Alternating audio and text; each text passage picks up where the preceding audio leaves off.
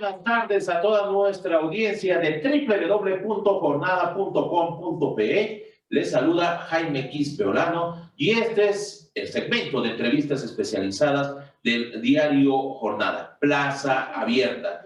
Hoy vamos a hablar de un tema muy interesante a propósito de la reglamentación del servicio temporal de pasajeros en auto colectivo que ya ha realizado el Ministerio de Transportes y Comunicaciones en Ayacucho, como bien sabemos, para las rutas que significan Huanta, Huancayo, El Brae, para el sur de Ayacucho y también para llegar a muchas localidades, departamentos como Abancay y el Cusco, se utiliza este tipo de servicio, ya reglamentado por el Ministerio de Transportes y Comunicaciones.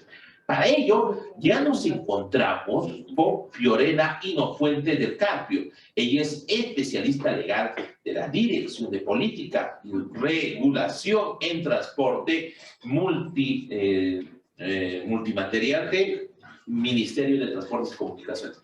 Doctora Fiorella, tenga usted muy buenas tardes y bienvenida acá a Plaza Abierta.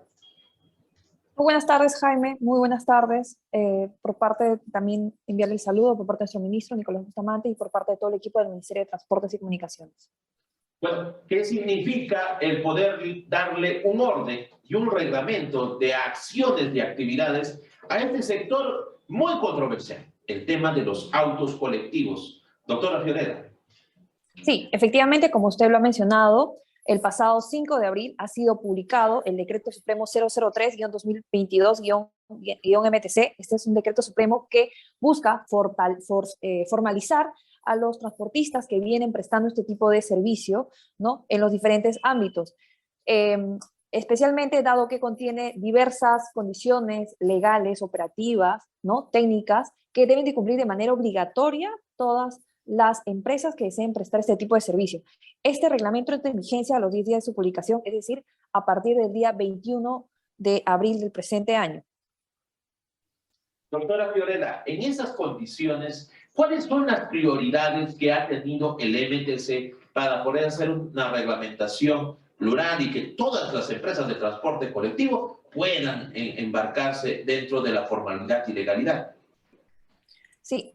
Hay que precisar que este reglamento deviene de un mandato legal que es de la Ley 31096, aprobada por el Congreso de la República, y el Ministerio de Transportes y Comunicaciones, como parte del Poder Ejecutivo, ha reglamentado, ¿no?, esta ley. En ese sentido, como parte de las diversas disposiciones que ha aprobado el Ministerio de Transportes y Comunicaciones, siempre tiene como fundamento priorizar la seguridad e integridad de los usuarios de la vía, del pasajero. En ese sentido, como parte de estas condiciones, es que se establece que todas las empresas transportistas deben de contar, por ejemplo, con un seguro obligatorio contra accidentes de tránsito o un certificado contra accidentes de tránsito, que es el CAT, ¿no?, de acuerdo a la jurisdicción que corresponda. Asimismo, estos vehículos tienen rutas máximas para recorrer. Por ejemplo, 250 kilómetros en el ámbito nacional, 150 kilómetros en ámbito interprovincial y 50 kilómetros en ámbito interdistrital.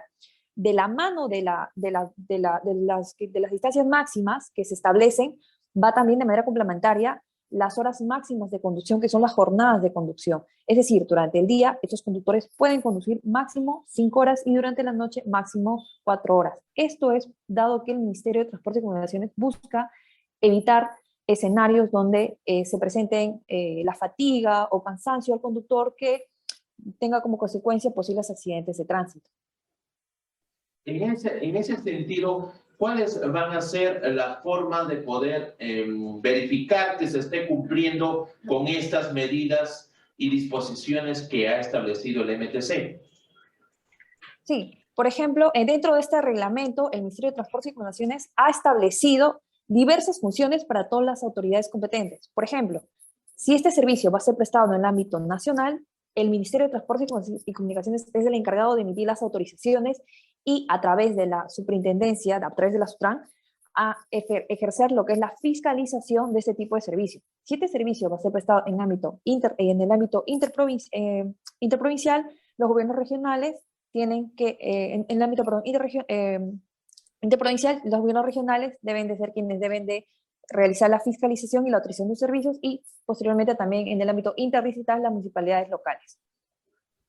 Bien, uno de los temas también que es trascendental es el respeto de los terminales terrestres. ¿Qué diferenciación va a existir algún tipo de diferenciación con terminales terrestres donde deben llegar estas empresas de transporte? ¿Cuáles son los mecanismos que deberían de tomar en cuenta el usuario y el transportista sobre esto?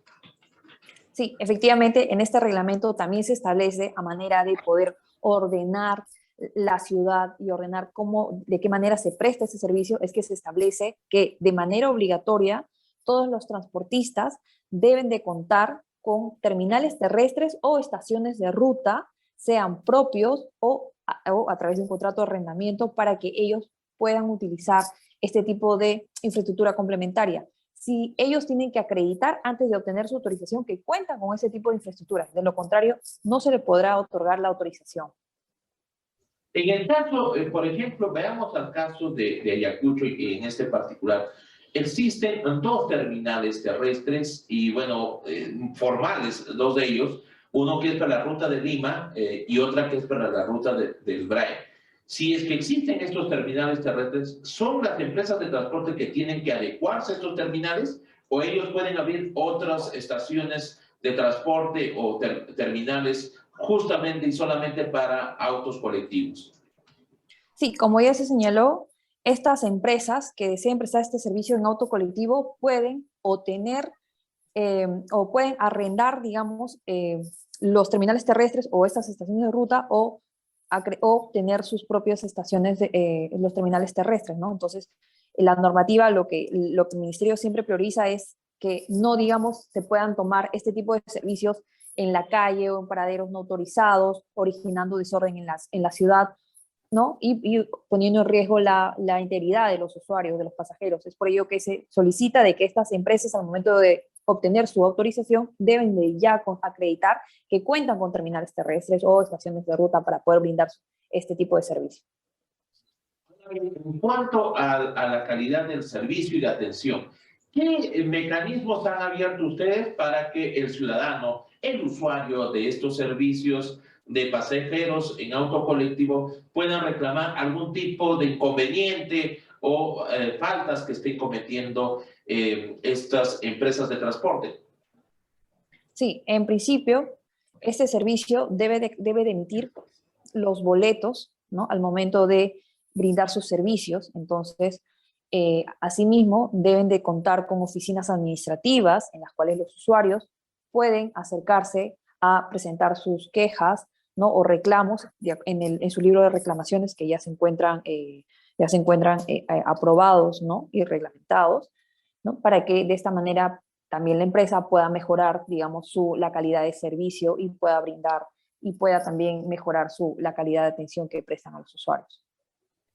Finalmente, doctora Fiorella, en esta condición en la que se está presentando esta reglamentación, me imagino que habrá acciones y hechos que se irán mejorando en el transcurso de estos meses de entrada en vigencia de esta reglamentación.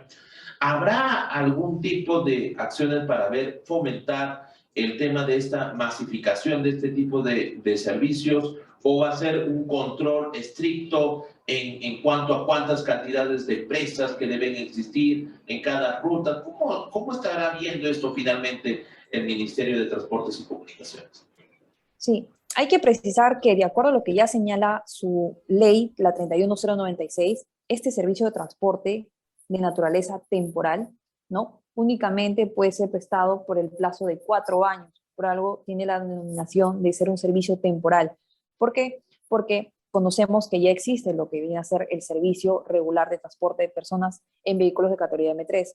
Entonces, el Ministerio de Transportes y Comunicaciones, en atención a este mandato legal, es que únicamente en el ámbito de sus competencias, al igual que los gobiernos regionales, van a poder emitir las autorizaciones por el plazo máximo de 4 años, ¿no?